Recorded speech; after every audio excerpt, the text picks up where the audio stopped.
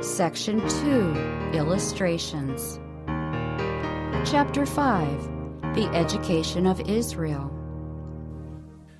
The Lord alone did lead him. He instructed him. He kept him as the apple of his eye.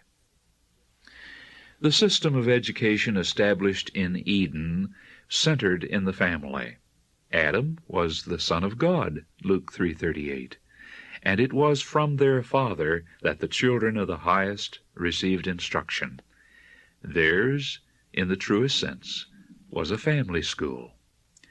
In the divine plan of education, as adapted to man's condition after the fall, Christ stands as the representative of the Father, the connecting link between God and man. He is the great teacher of all mankind, and he ordained that men and women should be his representatives. The family was the school, and the parents were the teachers. The education centering in the family was that which prevailed in the days of the patriarchs. For the schools thus established, God provided the conditions most favorable for the development of character. The people who were under his direction still pursued the plan of life that he had appointed in the beginning. Those who departed from God built for themselves cities, and congregating in them gloried in the splendor, the luxury, and the vice that make the cities of today the world's pride and its curse. But the men who held fast God's principles of life dwelt among the fields and hills. They were tillers of the soil and keepers of flocks and herds. And in this free, independent life, with its opportunities for labor and study and meditation, they learned of God and taught their children of his works and ways. This was the method of education that God desired to establish in Israel. But when brought out of Egypt, there were among the Israelites few prepared to be workers together with him in the training of their children. The parents themselves needed instruction and discipline. Victims of lifelong slavery, they were ignorant, untrained, degraded. They had little knowledge of God and little faith in him. They were confused by false teachings and corrupted by their long contact with heathenism. God desired to lift them to a higher moral level, and to this end he sought to give them a knowledge of himself. In his dealings with the wanderers in the desert, in all their marchings to and fro, in their exposure to hunger, thirst, and weariness, in their peril with heathen foes, and in the manifestation of his providence for their relief, God was seeking to strengthen their faith by revealing to them the power that was continually working for their good. And having taught them to trust in his love and power, it was his purpose to set before them, in the precepts of his law, the standard of character to which, through his grace, he desired them to attain. Precious were the lessons taught to Israel during their sojourn in Sinai. This was a period of special training for the inheritance of Canaan, and their surroundings here were favorable for the accomplishing of God's purpose. On the summit of Sinai, overshadowing the plain where the people spread their tents, rested the pillar of cloud which had been the guide of their journey. A pillar of fire by night, it assured them of the divine protection. And while they were locked in slumber, the bread of heaven fell gently upon the encampment. On every hand, vast, rugged heights, in their solemn grandeur, spoke of eternal endurance and majesty. Man was made to feel his ignorance and weakness in the presence of him who had weighed the mountains in scales and the hills in the balance. Isaiah 40, verse 12. Here, by the manifestation of his glory, God sought to impress Israel with the holiness of his character and requirements, and the exceeding guilt of transgression. But the people were slow to learn the lesson. Accustomed as they had been in Egypt to material representations of the deity, and these of the most degrading nature, It was difficult for them to conceive of the existence or the character of the unseen one. In pity for their weakness, God gave them a symbol of his presence. "Let them make me a sanctuary," he said, "that I may dwell among them." Exodus 25:8. In the building of the sanctuary as a dwelling place for God, Moses was directed to make all things according to the pattern of things in the heavens. God called him into the mount and revealed to him the heavenly things, and in their similitude the tabernacle, with all that pertained to it, was fashioned. And so to Israel, whom he desired to make his dwelling place, he revealed his glorious ideal of character. The pattern was shown them in the mount when the law was given from Sinai, and when God passed by before Moses and proclaimed, the Lord God, merciful and gracious, long-suffering, and abundant in goodness and truth." Exodus 34:6. But this ideal they were in themselves powerless to attain. The revelation at Sinai could only impress them with their need and helplessness. Another lesson the tabernacle, through its service of sacrifice, was to teach, the lesson of pardon of sin, and power through the Savior for obedience unto life. Through Christ was to be fulfilled the purpose of which the tabernacle was a symbol, that glorious building, its walls of glistening gold reflecting in rainbow hues, the curtains inwrought with cherubim, the fragrance of ever-burning incense pervading all, the priests robed in spotless white, and in the deep mystery of the inner place, above the mercy seat, between the figures of the bowed, worshipping angels, the glory of the holiest. In all, God desired his people to read his purpose for the human soul. It was the same purpose long afterward set forth by the Apostle Paul, speaking by the Holy Spirit. "Know ye not that ye are the temple of God, and that the Spirit of God dwelleth in you? If any man defile the temple of God, him shall God destroy, for the temple of God is holy, which temple ye are." 1 Corinthians 3:16 and 17.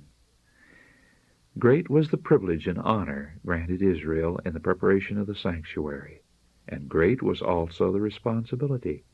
A structure of surpassing splendor, demanding for its construction the most costly material and the highest artistic skill, was to be erected in the wilderness by a people just escaped from slavery. It seemed a stupendous task, but he who had given the plan of the building stood pledged to cooperate with the builders.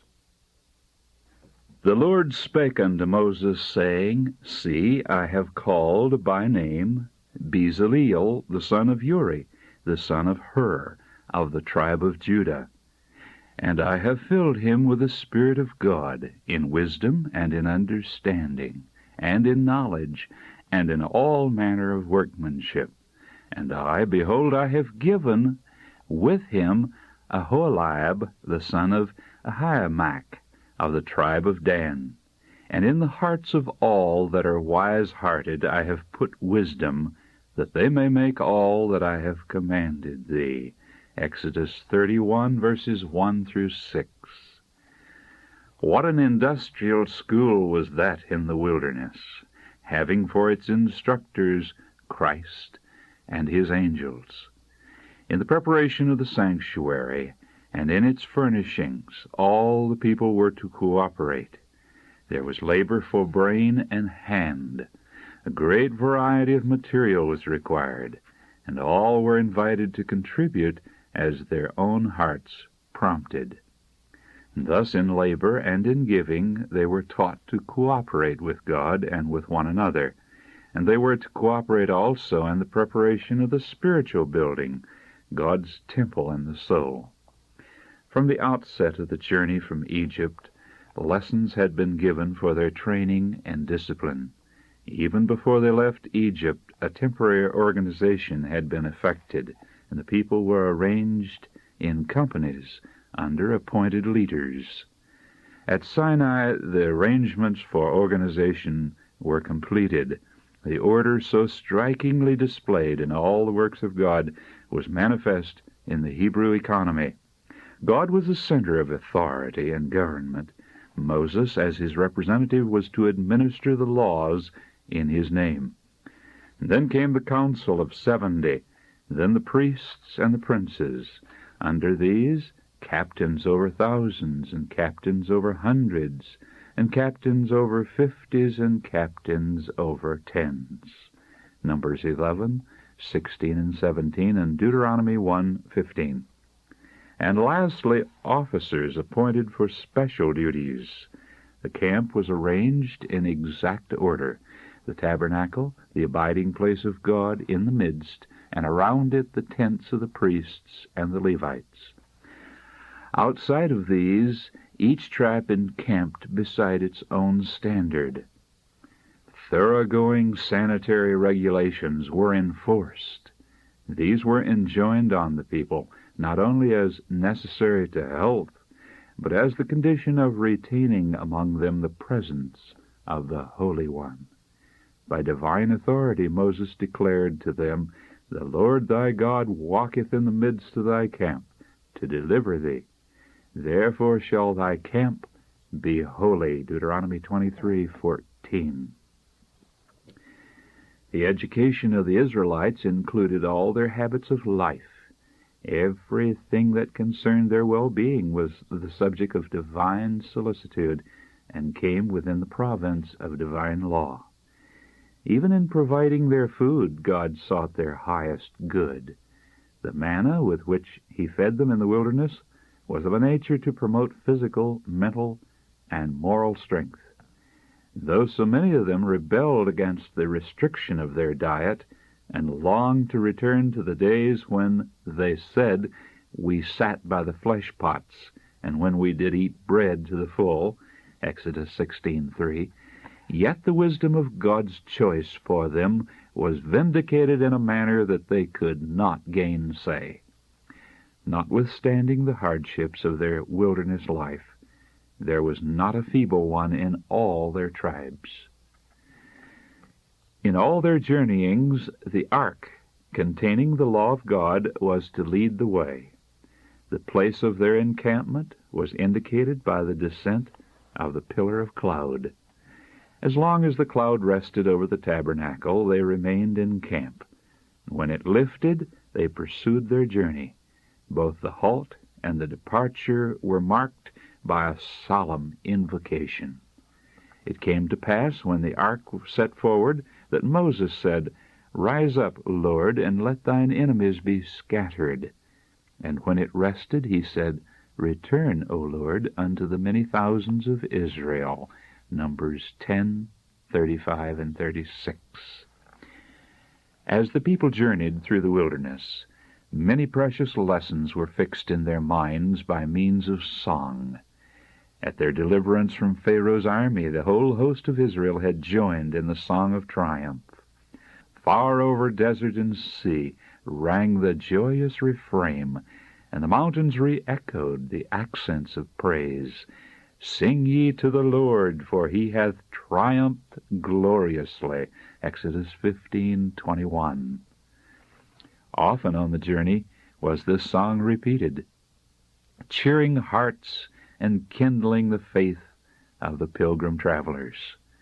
The commandments, as given from Sinai, with promises of God's favor and records of his wonderful works for their deliverance, were by divine direction expressed in song, and were chanted to the sound of instrumental music, the people keeping step as their voices united in praise.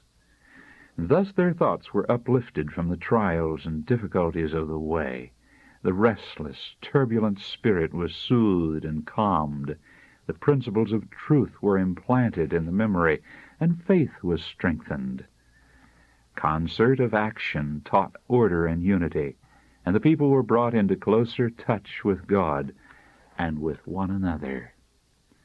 Of the dealings of God with Israel during the 40 years of wilderness wandering, Moses declared, "As a man chasteneth his son, so the Lord thy God chasteneth thee, to humble thee, and to prove thee, to know what was in thine heart, whether thou wouldest keep his commandments or no. Deuteronomy 8, verses 5 and 2. He found him in a desert land, and in the waste howling wilderness. He led him about. He instructed him. He kept him as the apple of his eye. As an eagle stirreth up her nest, fluttereth over her young, spreadeth abroad her wings, taketh them, beareth them on her wings, so the Lord alone did lead him. And there was no strange God with him. Deuteronomy 32, verses 10 through 12.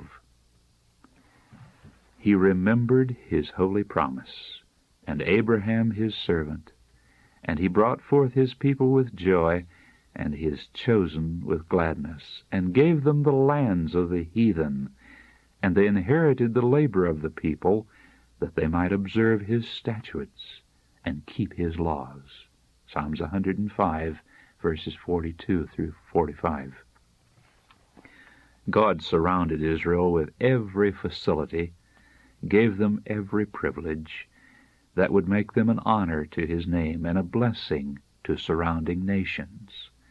If they would walk in the ways of obedience, he promised to make them high above all nations which he hath made, in praise, and in name, and in honor. All people of the earth, he said, shall hear that thou art called by the name of the Lord, and they shall be afraid of thee. The nations which shall hear all these statutes shall say, Surely this great nation is a wise and understanding people.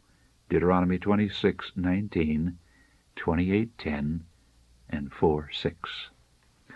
In the laws committed to Israel, explicit instruction was given concerning education. To Moses at Sinai, God had revealed himself as merciful and gracious, long-suffering, and abundant in goodness and truth. Exodus 34:6. These principles, embodied in his law, the fathers and mothers in Israel were to teach their children. Moses, by giving direction, declared to them, These words which I command thee this day shall be in thine heart, and thou shalt teach them diligently unto thy children, and shalt talk of them when thou sittest in thine house, and when thou walkest by the way, and when thou liest down, and when thou risest up. Deuteronomy 6 and 7. Not as a dry theory were these things to be taught. Those who would impart truth must themselves practice its principles. Only by reflecting the character of God in the uprightness, nobility, and unselfishness of their own lives can they impress others. True education is not the forcing of instruction on an unready and unreceptive mind. The mental powers must be awakened, the interest aroused. For this, God's method of teaching provided. He who created the mind and ordained its laws provided for its development in accordance with them.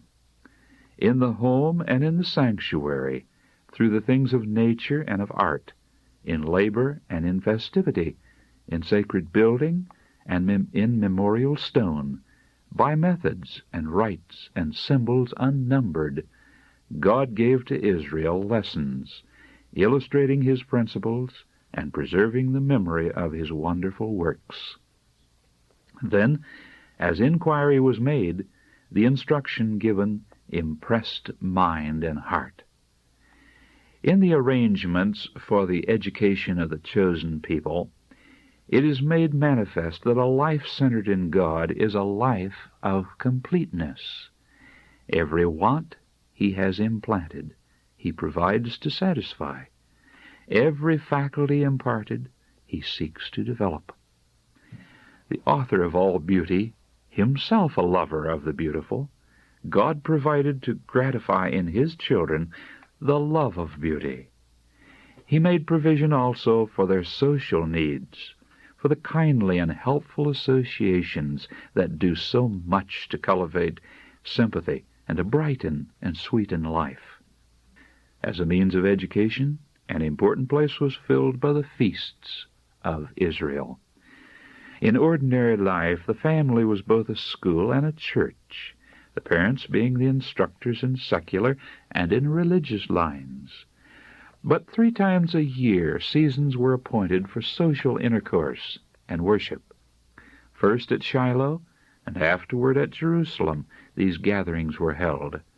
Only the fathers and sons were required to be present, but none desired to forego the opportunities of the feasts, and, so far as possible, all the household were in attendance, and with them, as sharers of their hospitality, were the stranger, the Levite, and the poor. The journey to Jerusalem in the simple patriarchal style, amidst the beauty of the springtime, the richness of midsummer, or the ripened glory of autumn, was a delight. With offerings of gratitude they came, from the man of white hairs to the little child, to meet with God in his holy habitation. As they journeyed, the experiences of the past, the stories that both old and young still love so well, were recounted to the Hebrew children. The songs that had cheered the wilderness wandering were sung. God's commandments were chanted, and, bound up with the blessed influences of nature and of kindly human association, they were forever fixed in the memory of many a child and a youth. The ceremonies witnessed at Jerusalem in connection with the Paschal service, the night assembly, the men with their girded loins, shoes on feet, and staff in hand, the hasty meal, the lamb, the unleavened bread, and the bitter herbs, and in the solemn silence, the rehearsal of the story of the sprinkled blood, the death-dealing angel, and the grand march from the land of bondage, all were of a nature to stir the imagination and impress the heart.